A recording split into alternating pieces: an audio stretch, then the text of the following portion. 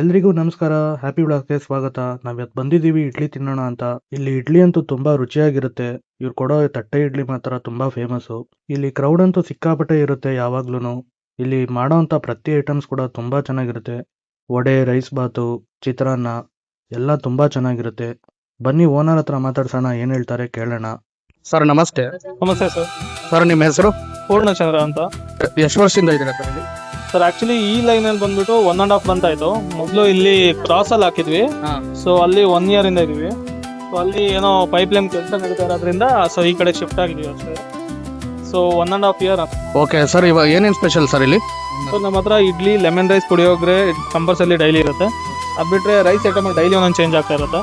So pulao, lemon rice, pulao ಇರುತ್ತೆ, ಪುದೀನ ಬಾತ್, ಚಿತ್ರಾನ್ನ, ಮತ್ತೆ ಬಟಾಣಿ ಬಾತ್ ಇರುತ್ತೆ, ಟೊಮೊಟೊ ಬಾತ್ ಇರುತ್ತೆ.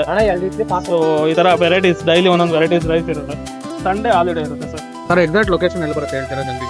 ಸರ್ ಇದು ಅಮೃತಹಳ್ಳಿಯಿಂದ ಹಿಂಗೋಲಿ ಗಾರ್ಡನ್ಗೆ ಹೋಗೋ ರೋಡಲ್ಲಿ ಬರುತ್ತೆ. So MSLP bar opposite.